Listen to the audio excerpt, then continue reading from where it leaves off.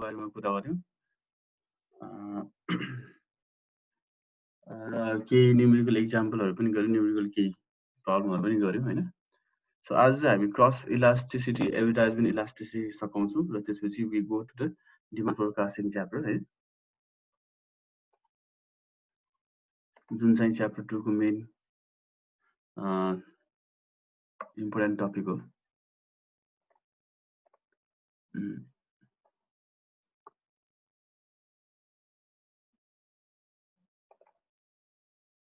Okay, so cross elasticity भन्दाखेरि similar to price elasticity, similar to income elasticity. अब यहाँ चाहिँ के छ भन्दाखेरि क्रस इलास्टिसिटी भनेपछि price of substitute goods, substitute गुड्ससँग चाहिँ रिलेट गरिरहेको छ। जस्तै हाम्रो डिमान्डको डिटर्मिनेन्टहरुमा एउटा मेजर डिटर्मिनेन्ट भनेको प्राइस हो। सो प्राइसको लागि we call the we talk about the price elasticity of डिमान्डको कुरा गर्यो, जहाँ चाहिँ we talk about the percentage change in quantity demand in response to percentage change in price भन्ने कुरा गर्यौं हैन। त्यसैगरी इन्कम इलास्टिसिटीमा income is also one of the determinant of demand. त्यसैले अब percentage change in quantity demand in response to percentage change in income भन्ने कुरा गर्यौं भने अब चाहिँ हामी क्रस इलास्टिसिटीको कुरा गर्दाखेरि चाहिँ percentage change in quantity demand of particular goods in response to percentage change in price of complementary goods or substitute goods to that good हैन। सो रिलेटेड गुड्सको चाहिँ प्राइसमा चेन्ज आउँदाखेरि what is the percentage impact on the quantity demand of goods भन्ने कुरा चाहिँ cross इलास्टिसिटीले दिन्छ। So त्यसैले के भयो त्यहाँ क्रस इलास्टिसिटी भनेको के हो त percentage change in quantity demand of commodity X छ in response to percentage change in price of commodity Y.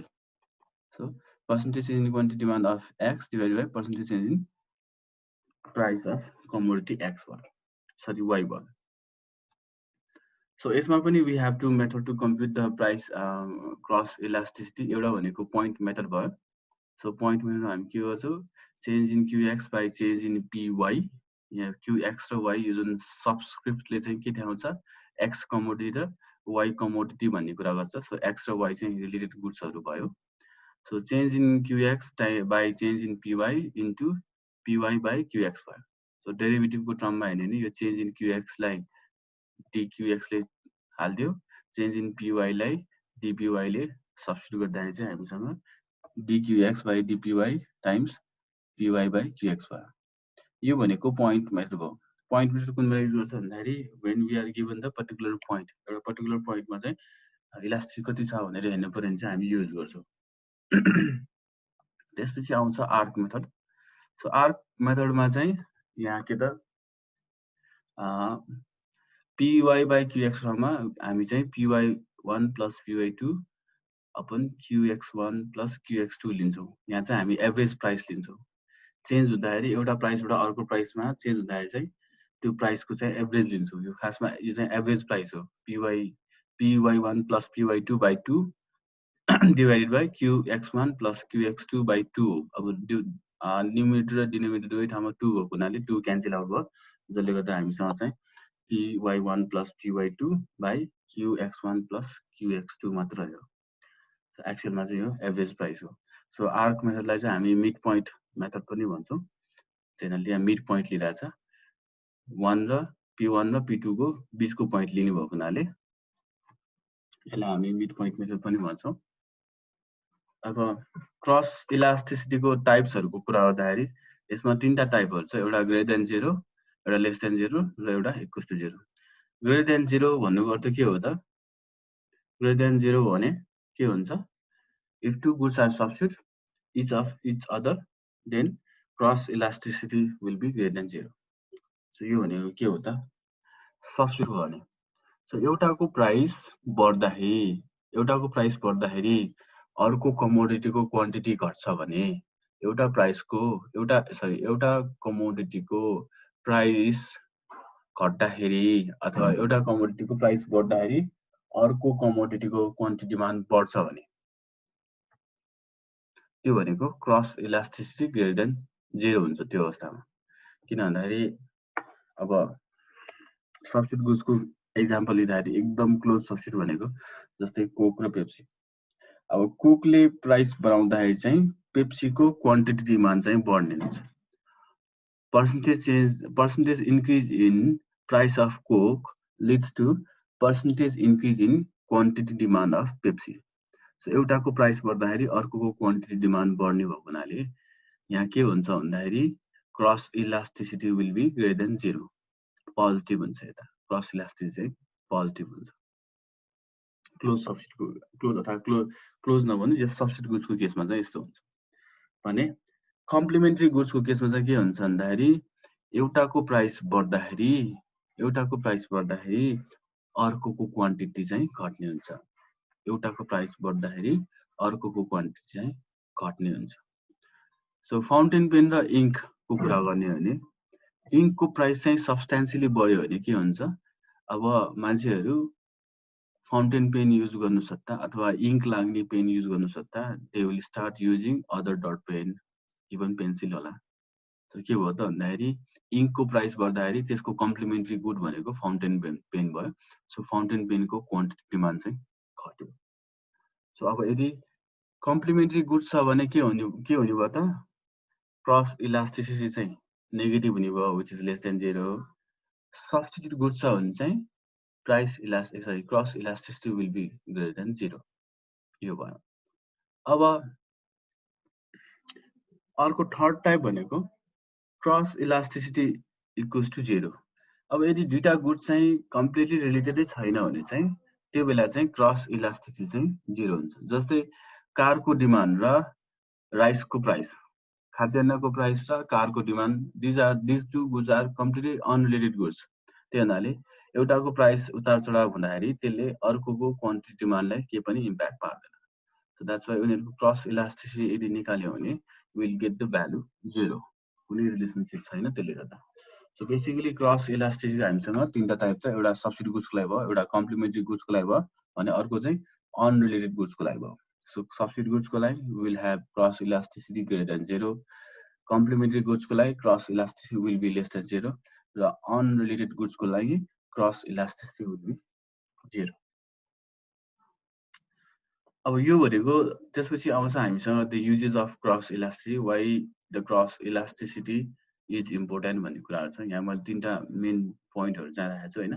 So यो चाहिँ आफै जाने, केही छ भने मलाई सोध्ने।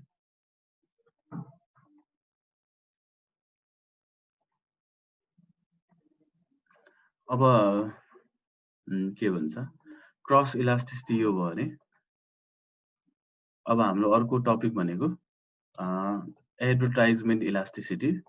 सो जति पनि हामी इलास्टिसिटीको कुरा गर्छौँ हामी त्यो क्वान्टिटी डिमान्ड र पर्टिकुलर डिटर्मिनेन्टसँग चाहिँ हामी त्यसको रेस्पोन्स के हुन्छ त्यो कुरा गर्छौँ कि।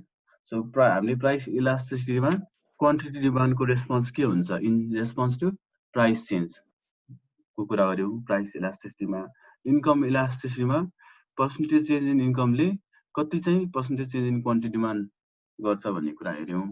अब क्रस इलास्टिसिटीमा के गर्ने हामीले पर्सेन्टेज चेन्ज इन रिलेटेड गुड्सको प्राइसले percentage change in quantity demand कति ल्याउँछ भन्ने कुरा हेऱ्यौँ भने अब चाहिँ हामी एडभर्टाइजमेन्ट इलास्टिसिटीको कुरा गर्छौँ जहाँ चाहिँ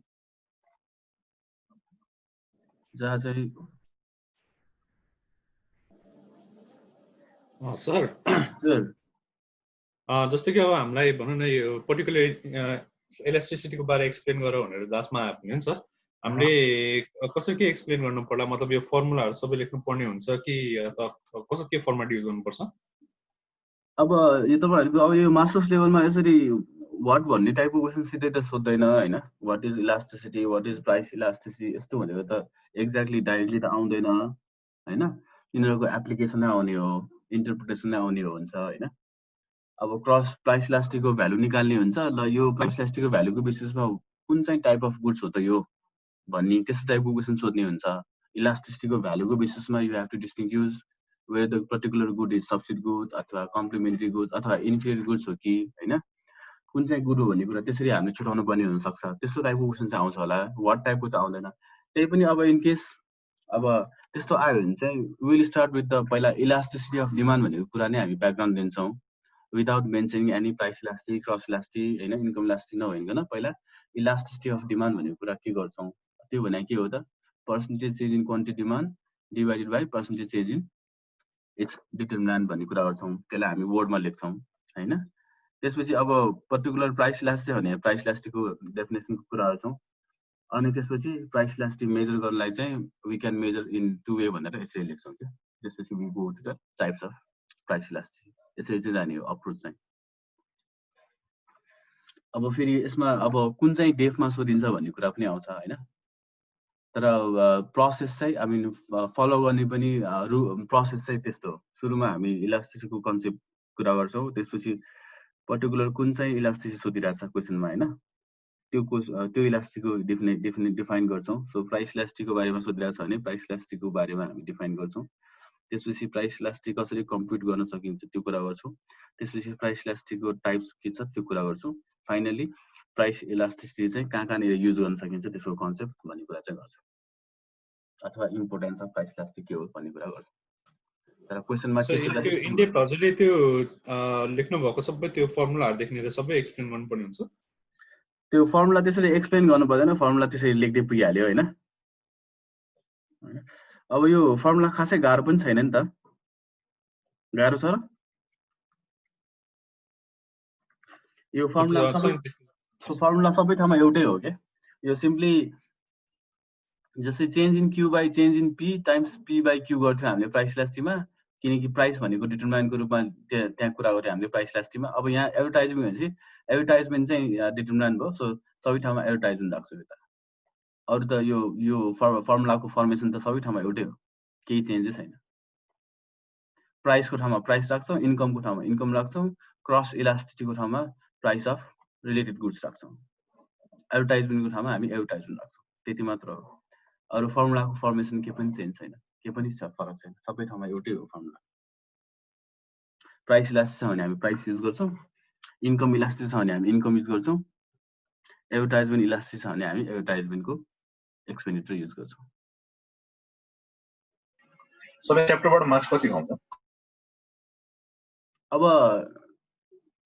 यसो हेर्दाखेरि चाहिँ कस्तो छ भन्दाखेरि यो डिमान्ड फोरकास्टिङ सेपरेटली भनेर त्यसै आएको छैन अहिलेसम्म हैन डिमान्ड फोरकास्टिङ च्याप्टरबाट च्याप्टर 2 बाट तर कस्तो छ भने केस भनेर आएको छ तर त्यो केसमा चाहिँ अलि खिचडी टाइपको छ के you will have to use the concept of this objective of the firm जहाँ चाहिँ profit maximization sales maximization subject to profit constant त्यसको कुरा पनि त्यहाँनिर पुछेको हुन्छ at the same time what type of forecasting technique you have to use भन्ने कुरा त्यहाँनिर सोध्या हुन्छ given the information in the question हैन क्वेसनमा दिएको इन्फर्मेसनको बेसिसमा कस्तो किसिमको फोरकास्टिङ युज गर्दा हुन्छ भन्ने कुरा गरे हुन सक्छ त्यसै गरी त्यही दिएको इन्फर्मेसनको बेसिसमा चाहिँ ल यो चाहिँ यो मार्केट चाहिँ सेन्सिटिभ मार्केट हो कि इलास्टिक मार्केट हो कि अनइलास्टिक मार्केट हो कि हैन रिलेटिभली इलास्टिक मार्केट हो कि रिलेटिभली इलास्टिक मार्केट हो प्राइस इलास्टिसिटी भनौँ न त्यो छ भनेर सोध्छ सो यसरी directly what is price elasticity what are the importance of price elasticity भनेर चाहिँ सोध्दैन सोधेको छैन अहिलेसम्म तर एउटै केसमा चाहिँ त्यसरी मिसाएको छ जस्तै फर एक्जाम्पल यहाँ क्वेसन पेपर एकचोटि हेरेँ मैले फर एक्जाम्पल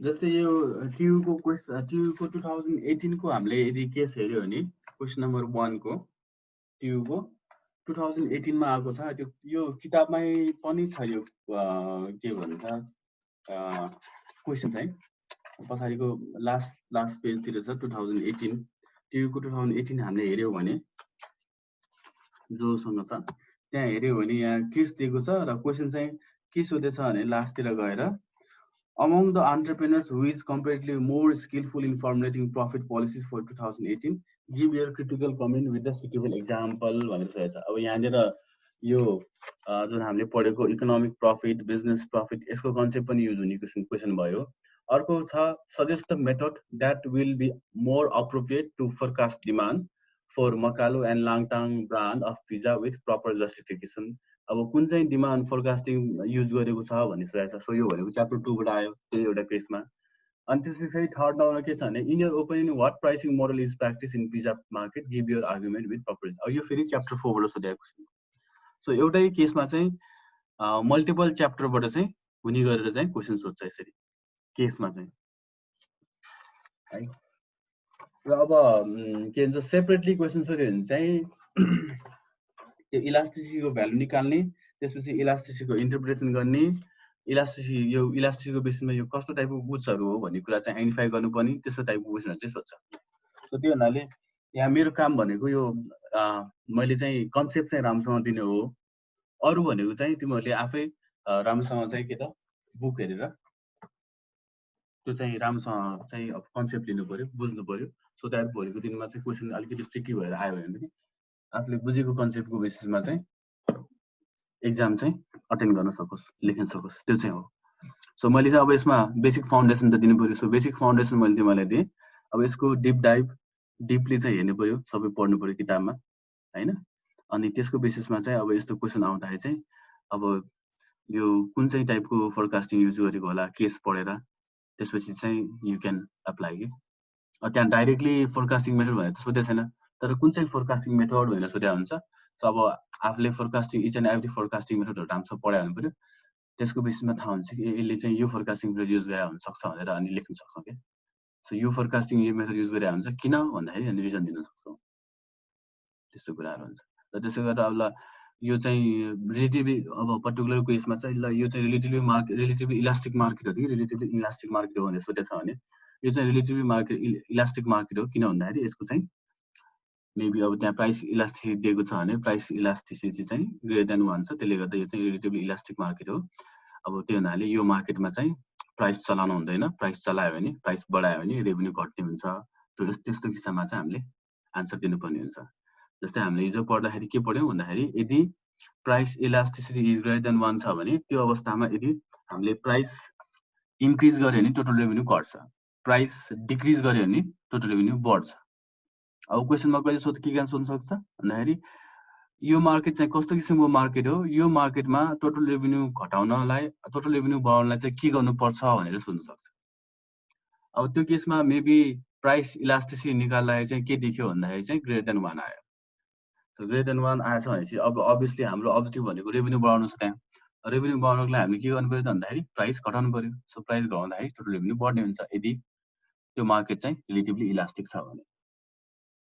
सो यसरी चाहिँ एप्लिकेसन ओरिएन्टेड भएर चाहिँ क्वेसनहरू चाहिँ सोध्न सक्छ एक्जाम। त्यही हुनाले कन्सेप्ट चाहिँ राम्रोसँग क्लियर हुनु पर्यो। ठिक छ रुजिन?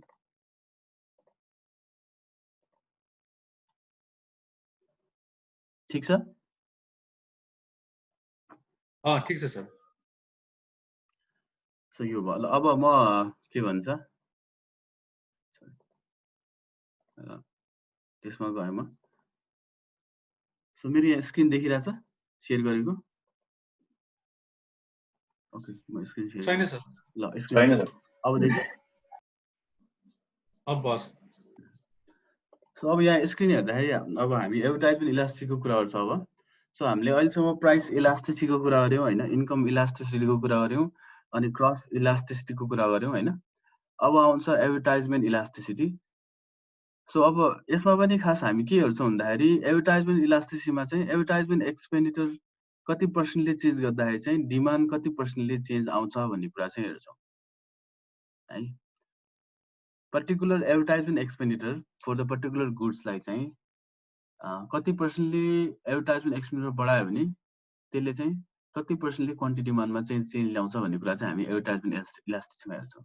So again the formula is same, percentage in quantity demand of commodity divided by percentage change in advertisement expenditure. यदि अब प्राइस इलास्टिसिटी हुँदो भने तल डिनोमिनेटरमा के हुन्थ्यो पर्सेन्टेज चेन्ज इन प्राइस हुन्थ्यो। इन्कम इलास्टिसिटी हुँदो भने डिनोमिनेटरमा हामीले के गर्थ्यौँ, यहाँ डिनोमिनेटरमा चाहिँ हामीले पर्सेन्टेज चेन्ज इन इन्कम गर्थ्यौँ इन्कम इलास्टिसिटीमा। क्रस इलास्टिसिटीको केसमा percentage change in price of related goods गर्थ्यौँ भने अब एडभर्टाइजमेन्ट इलास्टिसीमा चाहिँ हामी पर्सेन्टेज चेन्ज इन एडभर्टाइजमेन्ट एक्सपेन्डिचरको कुरा गर्छौँ। अब similar to price elasticity, income elasticity, cross elasticity भने जस्तै एडभर्टाइजमेन्ट इलास्टिसीमा पनि we have to method to compute the elasticity. So elasticity दुईटा मेथड छ।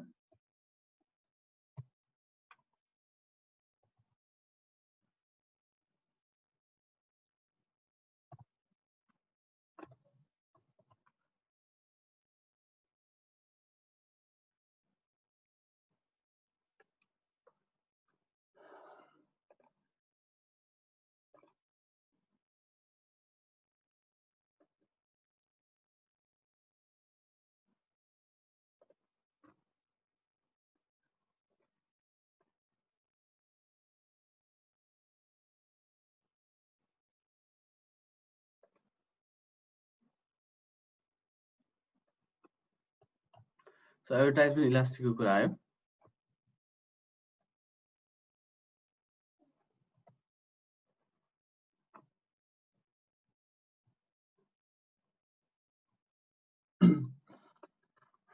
अब एडभर्टाइजमेन्ट इलास्टिसीको केसमा पनि हामीले अगाडि युज गरेको मेथड जस्तै पोइन्ट मेथड र आर्क मेथड छ। सो पोइन्ट मेथडमा हामीले के गर्छौँ, change in Q A by change in A times A by Q भयो।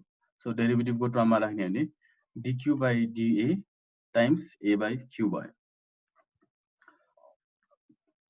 अब यदि आर्क मेथड अथवा मिड पोइन्ट मेथड युज गर्ने हो भने यो ए को ठाउँमा will have A1 plus A2, Q को ठाउँमा Q1 प्लस Q2 हुने भयो। टाइप्स अफ एडभर्टाइजमेन्ट इलास्टिकको कुरा गर्ने हो भने यसमा पनि तीनटा छ।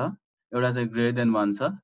सो यहाँ के हुन्छ त, पर्सेन्टेज चेन्ज इन सेल्स अथवा percentage change in quantity sales will be greater than percentage change in advertisement expenditure. So advertisement एक्सपेन्डिचरमा जति पर्सेन्टेज चेन्ज गर्यो त्योभन्दा बेसीले चाहिँ क्वान्टिटी सेल्स चाहिँ बढ्छ इन टर्म्स अफ पर्सेन्टेज भने चाहिँ त्यो भनेको रिलेटिभली इलास्टिक अथवा इलास्टिक एडभर्टाइजमेन्ट इलास्टिक भयो। त्यसै गरेर यदि इलास्टिकको भ्यालु लेस देन 1 छ भने जुन पर्सेन्टेजले एडभर्टाइजमेन्ट एक्सपेन्डिचर बढायो त्यो पर्सेन्टेजमा चाहिँ क्वान्टिटी सेल्स चाहिँ बढेको छैन भने थर्ड केसमा चाहिँ जति पर्सेन्टले एडभर्टाइजमेन्ट एक्सपेन्डिचर बढायो त्यति नै पर्सेन्टले चाहिँ क्वान्टिटी सेल्स चाहिँ बढ्छ भने त्यो भनेको एडभर्टाइजमेन्ट इलास्टिक इक्वल्स टु 1 भयो। अब यो एडभर्टाइजमेन्ट इलास्टिकको युजेसहरू पनि छ, किन गरिन्छ भन्ने कुराहरू छ। जस्तै यो प्रमोसन डिसिजनको कुरा होला, च्यानल अफ प्रमोसन के कुन चाहिँ च्यानल युज गर्ने भन्ने कुरा आउँछ, मार्केटिङ प्लानको कुरा आउँछ। अब यो चाहिँ मेनली अझ यो इकोनोमिक्समा भन्दा नि अब अझ तिमीहरूले चाहिँ मार्केटिङ सब्जेक्ट पढ्दाखेरि त्यसले अझ यसमा के हुन्छ हेल्प हुन्छ हैन। एडभर्टाइजमेन्ट इलास्टिकको इम्पोर्टेन्स के हो भन्ने कुरा मार्केटिङमा डिफ्रेन्ट के हुन्छ मार्केटिङ टर्म्सहरू छ। डिफ्रेन्ट मार्केटिङ टर्म्सहरूको लागि चाहिँ अब यो एडभर्टाइजमेन्ट इलास्टिकलाई त्यहाँनिर हामी रिलेट गर्न सक्छौँ। जस्तै यो प्रमोसन डिसिजन कुन चाहिँ मिन्स अफ प्रमोसन हामी युज गर्ने भन्ने कुरा आउँछ। त्यसपछि च्यानल प्रमोसनको कुन च्यानल युज गर्ने भन्ने कुरा आउँछ। त्यसको लागि चाहिँ एडभर्टाइजमेन्ट इलास्टिक चाहिँ हेल्प गर्छ मार्केटिङ प्लान बनाउनलाई भनौँ। सो यो इलास्टिकको युजेसहरू यो चाहिँ हेरौँ हैन। अब सो इलास्टिकको बेसिक कन्सेप्टहरू यही नै भयो। सो मैले इलास्टिकको चाहिँ अब खासमा हुन त तिमीहरूले अगाडि नै भनेको थिएँ ब्याकग्राउन्ड चाहिँ तिमीहरू प्रिपेयर गरेर आऊ भनेर हैन। यो पनि मैले अब के भन्छ क्विकली गइहालेँ डिफ्रेन्ट टाइप अफ इलास्टिकको बारेमा। अब चाहिँ हाम्रो यो च्याप्टर 2 को जुन मेजर फन्डामेन्टल मेन टपिकमा चाहिँ म जाँदैछु अब, जुन चाहिँ हाम्रो डिमान्ड फोरकास्टिङ हो। डिमान्ड फोरकास्टिङ टपिक हो। अब यहाँ डिमान्ड फोरकास्टिङको कुरा गर्दाखेरि चाहिँ हामीसँग दुईटा टेक्निक अफ डिमान्ड फोरकास्टिङ, दुईटा मेथड अफ फोरकास्टिङ छ हैन। एउटा भनेको क्वालिटेटिभ मेथड, अर्को भनेको क्वान्टिटेटिभ मेथड। अब क्वान्टिटेटिभ मेथडमा चाहिँ हाम्रो म्याथमेटिकल त्योहरू आउँछ हैन।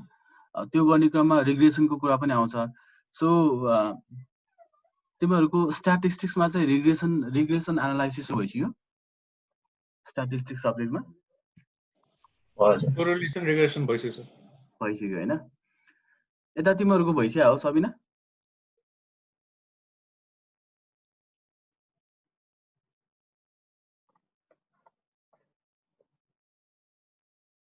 छैन जस्तो लाग्छ सर। ओके, अब यो डिमान्ड फोरकास्टिङमा रिग्रेसन भन्ने टपिक छ हैन?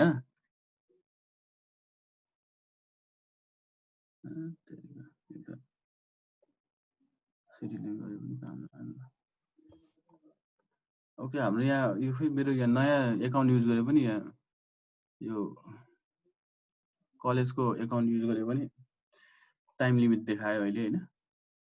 खास त्यो टाइम लिमिट नहुनु पनि हो, टाइम लिमिट देखायो। ल 10 मिनेटमा फेरि सकिने कुरा भयो। ल फेरि रिजोइन गरौँला हामी, नो इस्यु। सो कि अब यो डिमान्ड फोरकास्टिङ क्वान्टिटेटिभ टेक्निकमा जुन रिग्रेसन एनालाइसिस छ त्यसको लागि चाहिँ we need to have the knowledge of regression हैन? अब रिग्रेसन एनालाइसिस पढाएको छैन भने पनि म चाहिँ बेसिक रिग्रेसनमा चाहिँ जान्छु। तर स्टार्टमा जस्तो के भन्छ यो कम्प्लिटली हाइपोथेसिस टेस्टिङको हिसाबमा बेटा कोएफिसिएन्टको इन्टरप्रिटेसनदेखि लिएर यो सिग्निफिकेन्स इनसिग्निफिकेन्स यस्तो कुराहरू चाहिँ म त्यति गर्दिनँ। रिग्रेसनमा चाहिँ कसरी रिग्रेसन क्याल्कुलेसन गर्ने भन्ने कुरा फन्डामेन्टलमा चाहिँ म जान्छु हैन? त्यो बाहेक अरू जुन डिटेल भन्ने कुरा पछि रिग्रेसनमा सिकिहाल्छ तिमीहरूले हैन? त्यो रिग्रेसन प्रोबेबिलिटी भित्र पर्ने हो र हैन है? हैन, रिग्रेसन भनेर रिग्रेसन एन्ड कोरिलेसन भनेर छुट्टै च्याप्टर नै हुनुपर्छ। छैन हामी प्रोबेबिलिटी मात्रै पढेको, त्यसपछि हामी अगाडि नै बढ्न सकेका छैनौँ। हुन त अब यो रिग्रेसन भन्ने कुरा चाहिँ तिमीहरूले बिबिएस फर्स्ट इयरमा नै पढिसकेका हुनुपर्छ हैन? त्यो खास सिम्पल त्यो बिबिएस फर्स्ट इयरमा स्ट्याटिस्टिक्समै पढेको हुनुपर्छ यो। तर पनि अब त्यो ब्याकग्राउन्डलाई छोड्दिउँ, जस्ट म मेरो आफ्नो हिसाबले फन्डामेन्टल वेमा चाहिँ पढाउँछु हैन? Assuming that you don't have the knowledge of regression analysis भनेर हैन, त्यही हिसाबमा जान्छु म। र अब त्यो अहिले रिग्रेसन एनालाइसिस हाम्रो पछि छ। सो फर्स्टमा will start with the demand forecasting भनेको के हो एकचोटि हेरौँ।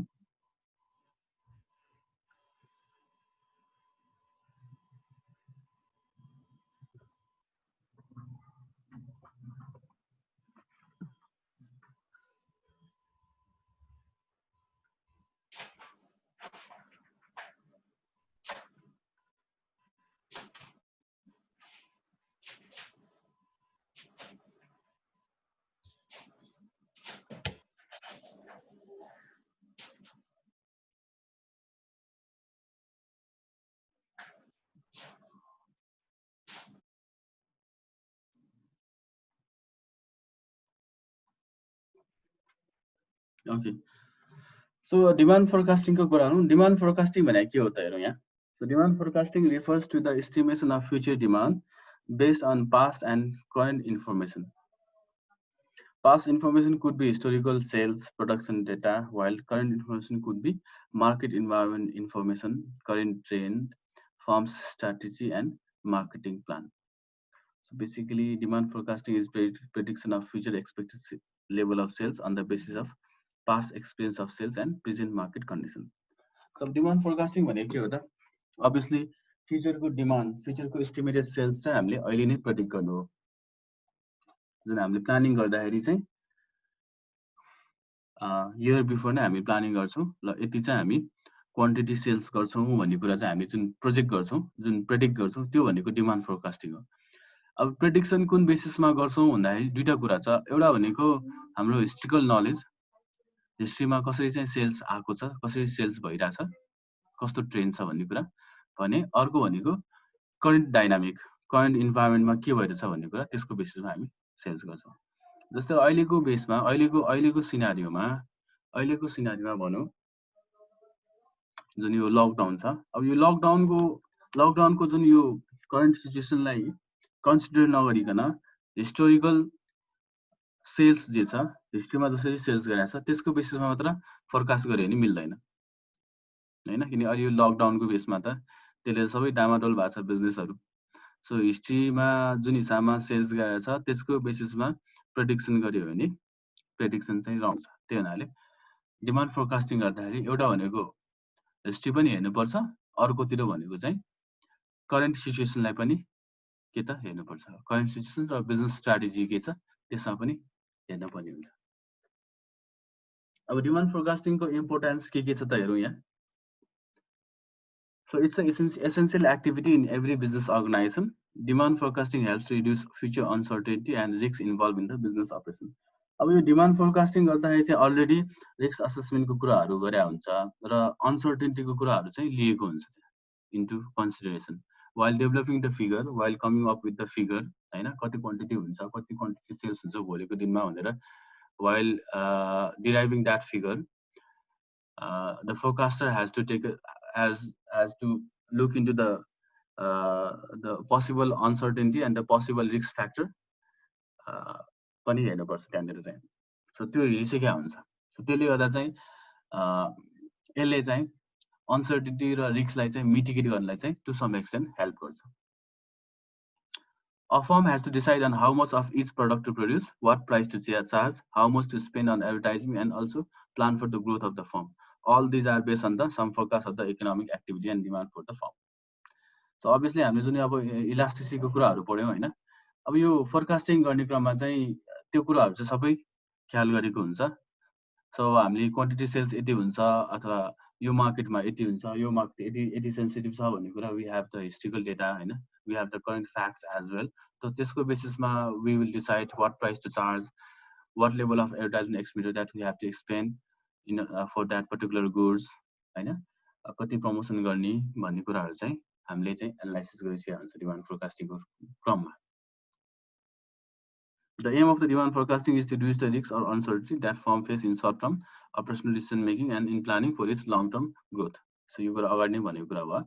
So basically अब यसको मेजर इम्पोर्टेन्स चाहिँ कहाँनिर छ भन्ने कुरा यहाँ पोइन्ट आउट गरेको छ जस्तै हेरौँ यहाँ प्रोडक्सन प्लानिङको लागि भयो सो कति प्रोडक्सन गर्ने भन्ने कुरा यदि यति सेल्स गर्छ भन्ने कुरा प्रेडिक्ट गरिसकेको छ नि त्यसको बेसिसमा ल हामी यति प्रड्युस गर्नुपर्छ सामान भन्ने कुरा डिसाइड हुन्छ हैन सेल्स प्लानिङ हामी थ्रु आउट द इयर कुन कुन टाइममा चाहिँ कति कति सेल्स गर्छौँ र हाम्रो रेभेन्यू कति हुन्छ भन्ने कुरा डिमान्ड फोरकास्टिङको बेसिसमा हामी आइडेन्टिफाई गर्छौँ र हामी त्यही अनुसार ट्र्याक राख्छौँ ल हामीले फोरकास्ट गरेको यति डिमान्ड छ एक्चुअलमा यति भएको छ कि छैन भन्ने कुरा हामी हेर्छौँ सेल्स प्लानिङको लागि त्यसैको बेसमा हामी सेल्स प्लानिङ गर्छौँ कसरी चाहिँ सामान बेच्ने कसरी चाहिँ हामी कुन चाहिँ मोड अफ डिस्ट्रिब्युसन च्यानल युज गर्ने कुन चाहिँ च्यानलबाट चाहिँ हामी सेल्स गर्ने भन्ने कुरा चाहिँ हामी प्लानिङ गर्छौँ त्यसैको इन्भेन्ट्री प्लानिङ हामीले स्टक चाहिँ कति हाल्नुपर्छ र मेटेरियल होस् कि अथवा फिनिस गुड्स चाहिँ कति हाल्नुपर्छ भन्ने कुरा यो डिमान्ड फोरकास्टिङको बेसिसमा गरिन्छ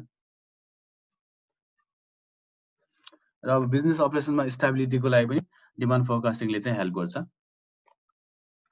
यहाँ के हुन्छ पोसिबल सिनेरियोहरू पहिला आइडेन्टिफाई गरिसकेको हुन्छ डिमान्ड फोरकास्टिङ गर्ने क्रममा र possible scenario possible risk and थ्रेटलाई हामीले हेरिसकेका हुनाले बिजनेसलाई स्टेबल बनाउनलाई what the strategy what type of tactics that the business manager अथवा सेल्स म्यानेजर क्यान युज भन्ने कुरा त्यहाँनिर अगाडि नै थाहा भइसकेको हुन्छ